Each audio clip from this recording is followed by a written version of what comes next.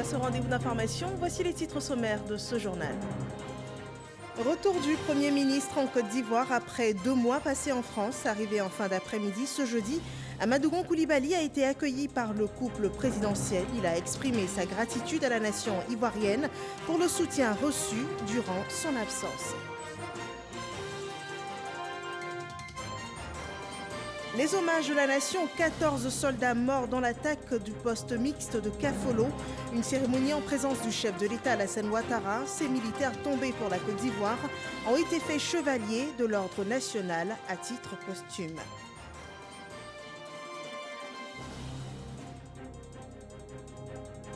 Nous verrons aussi l'évolution de la pandémie de Covid-19 en Côte d'Ivoire. 290 nouvelles contaminations sont enregistrées ce 2 juillet, ce qui fait un total de 9 992 cas confirmés. Les Ivoiriens sont appelés à la discipline et au respect des gestes barrières. Bienvenue dans ce 23h. De retour, le Premier ministre en Côte d'Ivoire est en Côte d'Ivoire après 2 mois passé en France. Arrivé en fin d'après-midi ce jeudi, Amadou Gon Coulibaly a été accueilli par le couple présidentiel et les membres du gouvernement. De retour en pleine forme, selon ses mots, le chef du gouvernement ivoirien dit être prêt à continuer l'œuvre de développement et de construction de la Côte d'Ivoire. Alexis Ouedraogo nous raconte sa venue. Amadou Gon Coulibaly est de retour.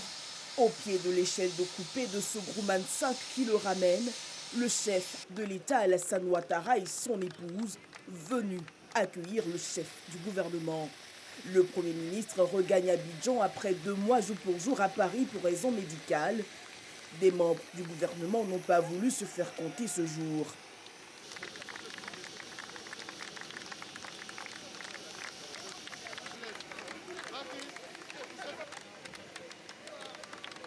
Quand Amadou Gon Coulibaly s'ouvre à la presse, ses mots sont de remerciement pour le chef de l'État.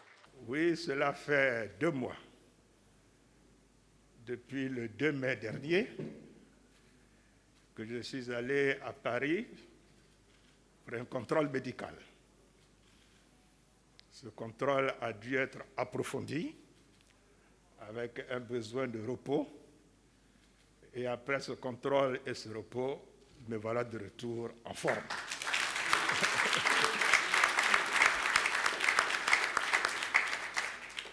Monsieur le Président de la République, pendant ces 2 mois, matin et soir, vous m'avez donc appelé tous les jours, matin et soir. Oui, pour vous enquérir de mon état de santé, mais également pour m'informer de l'état du pays. Oui, Monsieur le Président, vous ne pouvez pas imaginer ce que ces appels m'ont apporté. Ce que ces appels m'ont apporté comme force et énergie pour pouvoir donc traverser donc cette période. Merci, Monsieur le Président. Merci. Vous avez été interface entre ma mère et toute la famille et moi pour les rassurer au fur et à mesure, leur donner les nouvelles au fur et à mesure. Merci, Monsieur le Président, pour avoir également joué le rôle de chef de la famille. Avec lui, un autre soutien, celui de la première dame Dominique Ouattara. Je voudrais saluer donc la première dame, que j'ai eu le plaisir, l'honneur et qui m'a procuré beaucoup de joie en me rendant 2 visites pendant mon séjour donc, à Paris. Madame la première dame, merci. Là aussi, je me souviens de tous les mots de réconfort. Je vais trahir un secret, parce que quelquefois, je n'arrive pas à garder tous les secrets. Vous avez dit, Amadou, quand tu retourneras, tu seras encore plus fort.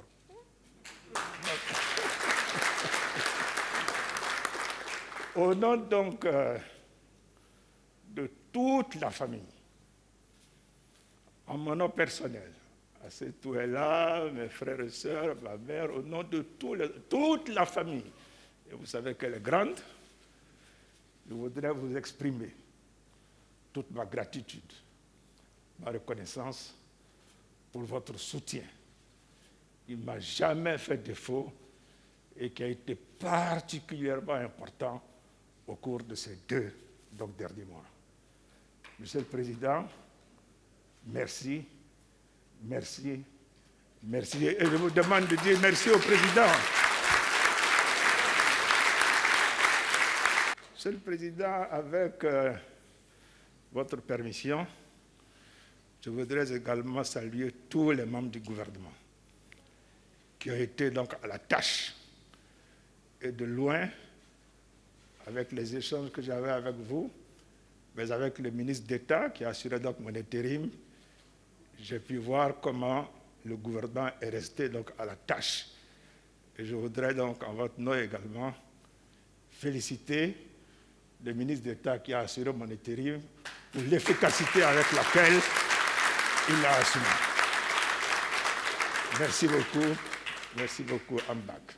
Le chef du gouvernement n'oublie pas le peuple ivoirien mobilisé comme un seul homme pour lui apporter tout le long de son séjour amour et réconfort. Aux frères et sœurs ivoiriens, que de messages reçus, des messages de fraternité, des messages d'amour, des messages de soutien, des messages de solidarité. Je voudrais vous dire que j'ai été profondément touché par tous ces messages qui m'ont permis de savoir qu'il y a un sens quand même donc à la vie, que la fraternité et la solidarité ne sont pas des vains mots. Je voudrais saluer en particulier les artistes et toutes les Ivoiriennes et tous les Ivoiriens de quelque niveau que ce soit. Et j'ai été touché. Tantôt, c'était des messages vidéo. Tantôt, c'était des enregistrements audio. Tantôt, c'était des SMS, des mails. Tous les moyens ont été utilisés pour m'exprimer sympathie, soutien et amour. Pour conclure, Monsieur le Président, je dirais en retour, je vous aime.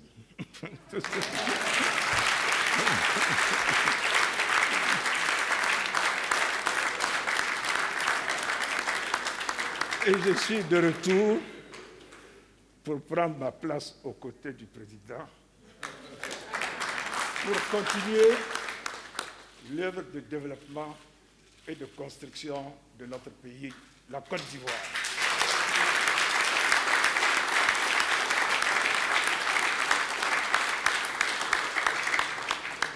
Amadou Gon Coulibaly est de retour, plus que jamais engagé pour le développement de la Côte d'Ivoire. Voilà, Amadou Gon Coulibaly, le chef du gouvernement ivoirien, est de retour en Côte d'Ivoire. Et l'autre point à l'honneur de l'actualité ivoirienne, c'est cette cérémonie d'hommage de la nation aux soldats tombés au front lors de l'attaque du poste mixte de Kafolo. Ces militaires morts pour la Côte d'Ivoire ont été faits chevaliers de l'ordre national à titre posthume. Jérôme Kofi Abola. Une présence qui honore, réconforte et apaise les douleurs pour nos forces de l'ordre qui pleurent des frères d'armes arrachés à leur affection dans une attaque le 11 juin dernier à Kafolo, dans le nord du pays. Cette présence, c'est celle du président de la République, Alassane Ouattara, chef suprême des armées ce jeudi, à la cérémonie d'hommage aux soldats tués alors qu'ils étaient en opération pour sécuriser les populations. À travers le chef de l'État, c'est toute la nation entière reconnaissante qui salue la mémoire de ces soldats au nombre de 14, dont 13 militaires et un gendarme. Braves soldats, vous avez donné vos vies pour la liberté et la sécurité des personnes que vous ne connaissez pas. Vous l'avez fait par devoir. Votre mort n'aura pas été inutile, bien au contraire. Elle suscite en chacun de nous une introspection et nous amène à nous dépasser et à faire face à cette entreprise de terreur qui ne cherche qu'à s'aimer le chaos par des actes abjects qu'aucune cause ne pourra jamais justifier. Cette journée doit nous rappeler que tous, gendarmes, militaires, forces paramilitaires et population, devront, main dans la main, faire barrage à tous ceux qui terrorisent cette nation. Et nous, vos frères d'armes, en prenant l'engagement. Chères familles éplorées, je veux ici vous exprimer toute notre solidarité. La solidarité de la République et des forces armées de Côte d'Ivoire dans cette épreuve ô combien difficile. Recevez nos sincères condoléances. Tous ces soldats morts au combat ont été décorés à titre posthume. C'est le ministre d'État, ministre de la Défense, Ahmed Bakayoko, qui a procédé à la remise de leurs distinctions. Ils ont tous été élevés au grade de chevalier de l'ordre national. Le drapeau national a été remis aux familles des victimes par le président de la République, Alassane Ouattara. Le chef de l'État a aussi déposé une gerbe de fleurs sur la stèle dédiée aux morts à la place d'armes générale Thomas Daquin dans l'enceinte de l'état-major général des forces armées au camp Gallieni où s'est déroulée la cérémonie. Voilà, c'est un ultime hommage rendu par les forces armées à ces 14 soldats morts pour la Côte d'Ivoire. Revenons sur ce moment avec Abou Sanogo.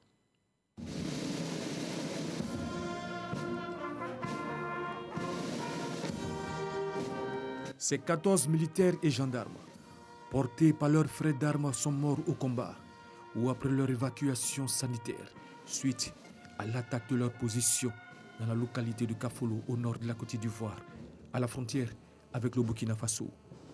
C'était dans la nuit du 10 au 11 juin dernier. Les forces armées ivoiriennes et la nation leur rendent hommage en présence du président de la République, Alassane Ouattara, chef suprême des armées. Des familles anéanties par la douleur et la tristesse, les sanglots et le chagrin. Moment de grande émotion. L'hommage concerne 11 militaires du bataillon d'artillerie sol-air, 2 du 4e bataillon d'infanterie de Korogo et un gendarme de l'escadron mobile de Kong. L'appel aux morts et la sonnerie aux morts pour l'ultime hommage de la nation et de l'institution à laquelle ils appartenaient et pour laquelle ils ont payé le prix du sang.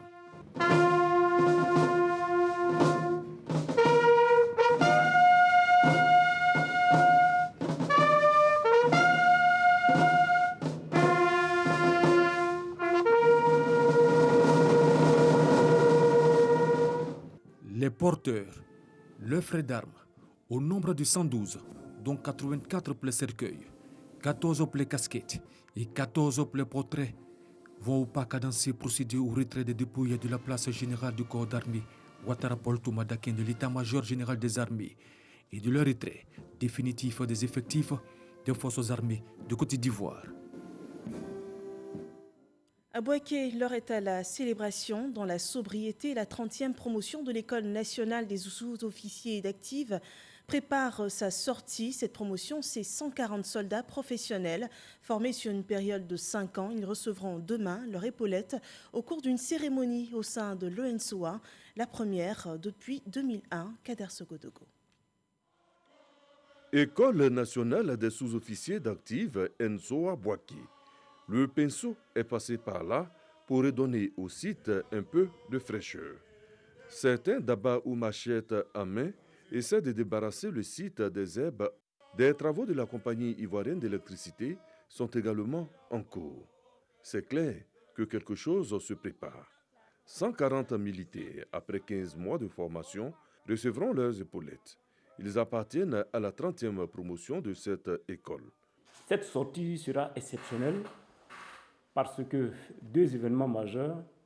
C'est une promotion qui va sortir après 5 ans que la dernière promotion soit sortie. C'est quand même exceptionnel, c'est quand même inédit. Et c'est lié aux différents événements que nous avons connus au niveau de la Côte d'Ivoire. La dernière célébration à Bouaké date de 2001, l'école ayant été délocalisée suite à la crise que la Côte d'Ivoire a connue. Sur le tarmac de l'école, L'heure est à la répétition. Compte tenu de la pandémie du coronavirus, des dispositions particulières ont été prises. Aujourd'hui, la Côte d'Ivoire, comme tout pays du monde entier, vit avec cette crise de la pandémie à coronavirus qui fait que les élèves vont sortir en l'absence de leurs parents. Donc, on aurait bien voulu inviter toute la population ivoirienne à venir communier avec nous, mais compte tenu de la situation, nous leur proposons de plutôt regarder à la RTI. D'autres exercices qui visent à aguerrir les futurs sergents de l'armée viennent pour confirmer qu'ils sont aptes à servir. La remise des épaulettes aura lieu le vendredi 3 juillet 2020 à partir de 9h. L'actualité de la Côte d'Ivoire, c'est aussi cette crise sanitaire liée à la Covid-19. Voyons à présent le point à ce jour de la gestion de cette pandémie.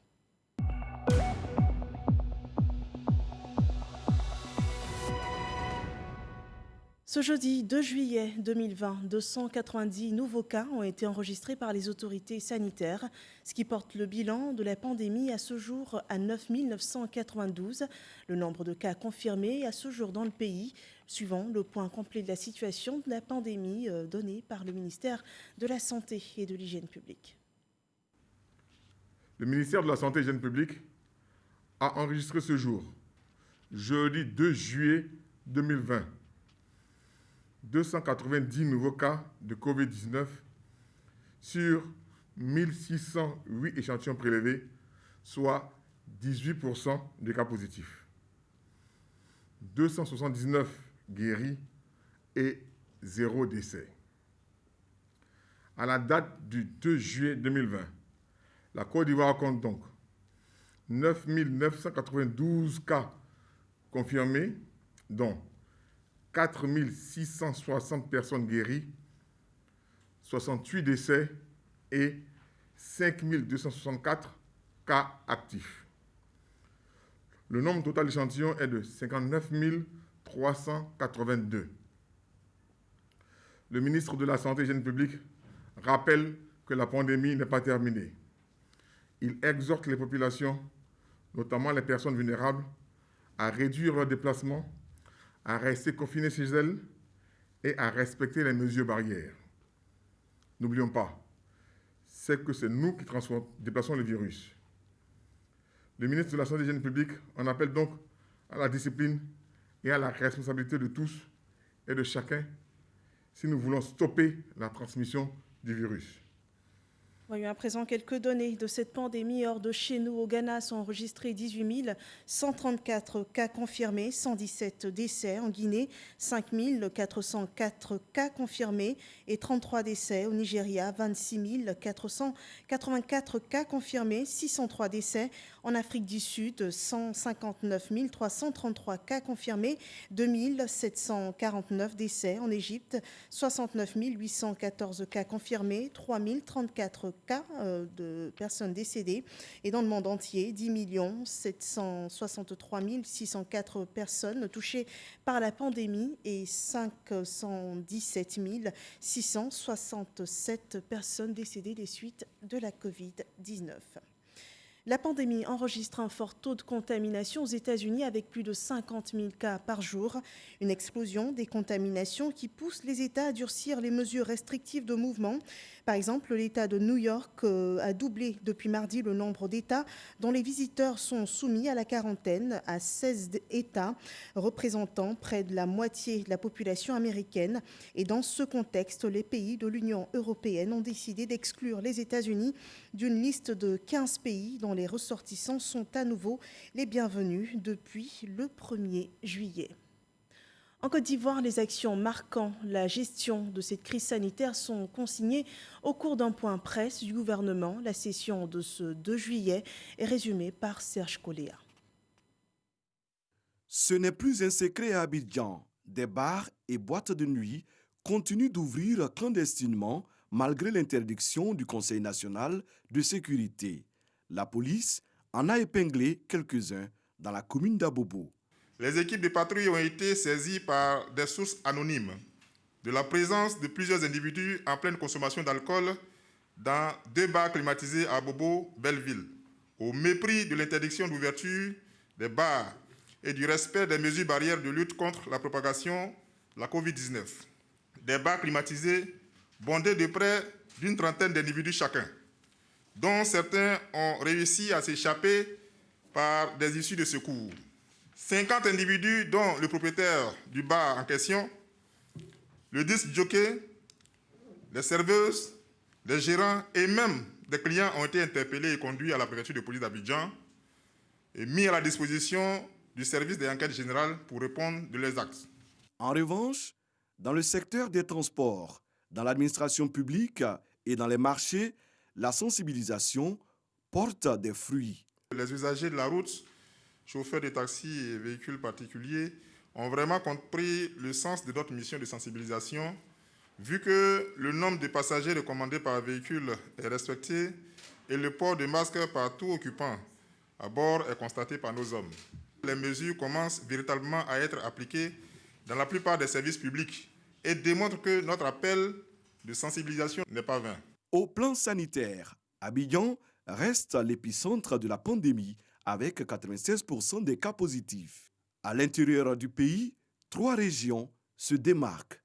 Les régions sanitaires les plus touchées à la date du 29 juin étaient respectivement Abidjan 2 avec 7 181 cas, Abidjan 1 avec 1 648 cas, le Sud Comoé avec 172 cas, le Gbeke avec 56 cas, San Pedro 43 cas, les Grands Ponts 21 cas, Agnébi Tiassa 15 cas, la Nawa 15 cas, l'Indénu Djuablin 12 cas et le Go avec 10 cas. Selon la représentante du ministère de la Santé et de l'Hygiène publique, la Côte d'Ivoire fait partie aujourd'hui des 10 pays d'Afrique les plus touchés. L'application stricte des gestes barrières s'impose à tous pour inverser la tendance. Les autorités ivoiriennes entendent poursuivre leurs efforts de sensibilisation.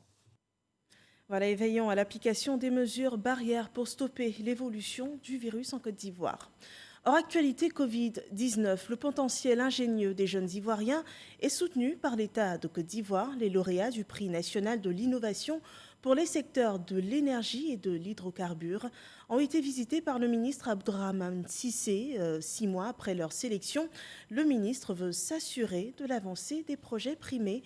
Jean-Luc Gbangbo rend compte de cette visite. C'est en décembre 2019 que Lambert Asman-Kouadio et Emmanuel Yeo ont été plébiscités par le jury du prix national de l'innovation pour leur projet visant un usage rationnel de l'énergie et du gaz. 6 mois après, le ministre Abdourahmane Cissé, initiateur de ce prix, est allé voir comment les entreprises de ses promoteurs ont évolué. On a besoin de soutien pour avancer davantage, mais le prix nous a déjà boosté. Et aujourd'hui, nous sommes très motivés pour vraiment augmenter notre capacité de production, de sorte que chaque construction, chaque Ivoirienne ait un coffret électrique intelligent pour gérer son énergie. La solution de gestion intelligente des mouvements d'énergie conçue par Emmanuel Yeo connaît pour l'heure un succès auprès de ses utilisateurs. Le ministre a même profité de l'occasion pour signer un contrat de service avec le promoteur. C'est vraiment une entreprise que nous souhaitons soutenir. Et le projet qu'il développe est un projet qui est très intéressant et très pertinent. Il nous a montré certains des clients qu'il a. Il peut leur permettre de pouvoir réduire leurs factures jusqu'à 30% d'économie. C'est à Yopougon qu'est établi le second lauréat, concepteur du Flexi Firelight, une cuisinière éco-énergétique. La visite du ministre lui a permis de lever un coin de voile sur l'impact du prix raflé par ce projet. Le produit qui nous a permis de remporter le prix, c'est une cuisinière à combustible liquide avec brûleur sans mèche. C'est-à-dire que c'est une cuisinière qui utilise le pétrole lampant et qui le transforme en gaz butane. Donc avec moins de risques et plus d'économies, de telle sorte à pouvoir être une deuxième alternative autre que le gaz et le charbon. Valoriser le potentiel de la jeunesse ivoirienne, mais également l'accompagner pour s'épanouir, tel est l'objectif de ce prix. C'est un signal en même temps à l'ensemble des entrepreneurs de Côte d'Ivoire pour leur dire que c'est possible. Il ne faut pas qu'ils baissent les bras. La Côte d'Ivoire a besoin d'entrepreneurs ingénieux. Et le gouvernement, conformément à la vision du président de la République et du Premier ministre, va les soutenir justement pour qu'ils puissent transformer leur projet en réalité concrète. Rappelons que les lauréats ont été retenus sur une liste de 401 candidats au départ. Ils ont reçu chacun 10 millions de francs CFA ainsi que la promesse d'un accompagnement du ministère. La prochaine édition du prix de l'innovation sera lancée en 2021. Voyons comment avance aussi la réalisation du projet de construction des 15 000 logements sociaux pour les enseignants. La livraison d'un premier lot est annoncée pour février 2021. Ces logements sont attribués sur la base d'un contrat de location-vente, cela sans apport initial. Une convention entre les ministères concernés et les structures chargées de l'exécution du projet a été signée hier. On fait le point avec Dangui Dangui. Signature de la convention relative à la construction des 15 000 logements. Échange de parapheurs. Le projet « Un enseignant, un toit sans apport initial » entre dans sa phase opérationnelle. Il nous revient alors, à nous, enseignants, de saisir cette inestimable occasion d'accéder à la propriété immobilière dans un contexte de croissance démographique et de pression foncière aux fâcheuses conséquences d'arnaques de tout genre. Nous, groupement de développement immobilier, avons décidé de fonctionner dans le strict respect du cahier des charges de ce projet de 15 000 logements, stipulant que ces logements à bâtir seront sans apport initial des mutualistes de la MUPENET Côte d'Ivoire. Ceux-ci ne paieront le loyer que lorsqu'ils intégreront les logements bâtis. Les 15 000 logements en location-vente et sans apport initial en faveur de la communauté éducative seront réalisés sur 128 hectares à Benjerville et Locato. Le projet bénéficie de l'encadrement et du soutien des ministères de la Construction et de l'Éducation nationale.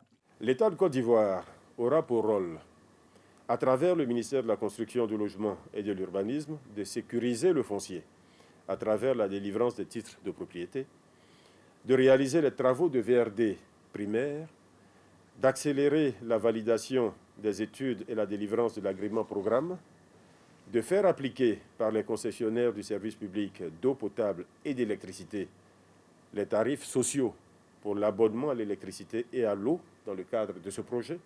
Je voudrais exhorter nos partenaires, les opérateurs immobiliers, à un travail qualitatif qui sera à même de mettre à la disposition des personnels du ministère des logements décents et dans lesquels il fera bon vivre.